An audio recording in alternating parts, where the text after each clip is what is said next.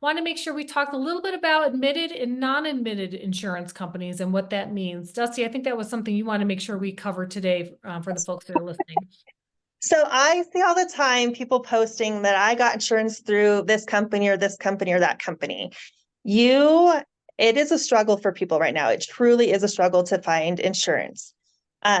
You want to make sure you know what type of company you're going with, and what they actually offer. So your admitted carriers are Farmers, State Farm, American Family, Allstate.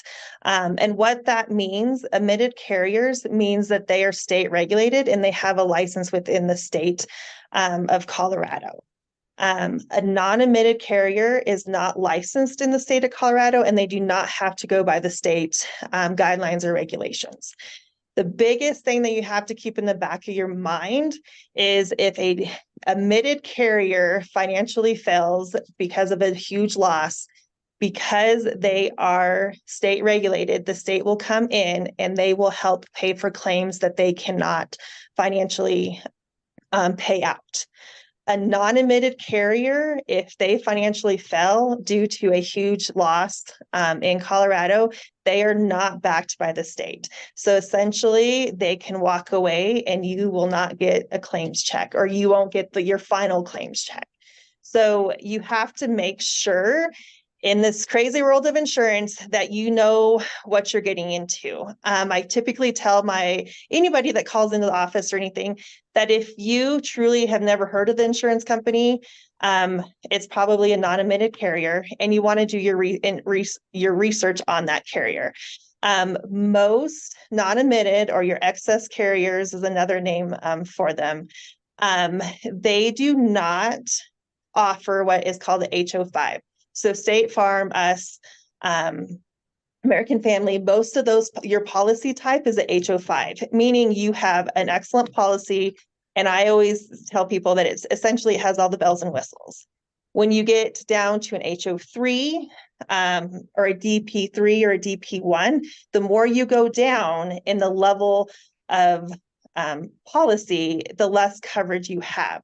So most non-admitted carriers, some of them will write a HO3, but most of them are a DP3 or DP1, meaning that they are not a open peril claims, meaning they will not cover all claims. They actually do a named peril. So they're going to name what claims that they are going to pay out for. A lot of them don't cover water losses, or they have a limit on water loss. Some of them can exclude wildfires and stuff like that. So this slide was actually very important to me because I'm able to write out to the excess lines. And I see more and more people posting like, oh, but I got insurance through this company. Well, this company did provide you insurance, but you have nowhere near the coverage of what you previously probably had. And educate yourself, go through your deck page, know what's excluded, know what the named perils are, know what isn't and what's not covered with them and stuff like that. So just educate yourself on and do research on the company that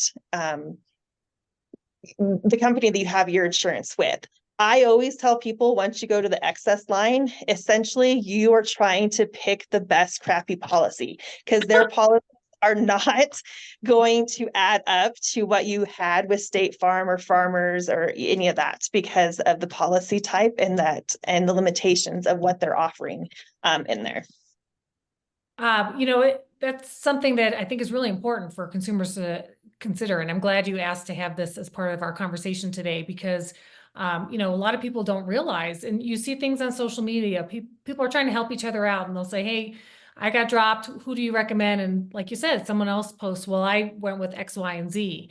But is there a list somewhere so we know, hey, these are the admitted carriers versus the non-admitted ones? And if someone can only be covered by a non-admitted company, how do they understand the financial viability of that non-admitted insurance company being able to pay out if there is a catastrophic loss? I mean, are there like reports out there, or how do they know that there's enough reserves? You would have to do your research. I mean, there's companies that I'll get, I always tell people, get some quotes, send it to me, and we'll look over at them. And there's still companies that I've never even heard of, and I've been doing this for 15 years. I would just research it and see what you can find out. And call if you got it from a broker or even like myself, we can tell you the history of that company. Lloyd's of London, they've been a non-admitted carrier for years. I would be very comfortable placing somebody with them because they have been a provider for, I mean, for 15 years that I've been doing it and beyond. So there's really not a list because there's always companies coming and going. I think 2 years ago, I can't even remember the company's name. They essentially specialized in hurricanes in Florida and thought it would be a good idea to come here for wildfires. They lasted 2 years and then they non-renewed everybody. So just do your research. I wish there was a list. I don't even know if I would be able to put one together of the non-admitted carriers because there are so many of them. So it doesn't sound like the Colorado Division of Insurance. I mean, maybe checking their website, see if they've got a list. I imagine they probably know who the admitted ones are because they've got them Yeah. licensed. Yep. But So they anybody would know else? who the admitted ones are. Yeah. Okay, so that would be a good place to Yep. start. So, oh, this is really good information because I think a lot of people don't consider this, and you guys are in this every day, so you know what people should be looking for.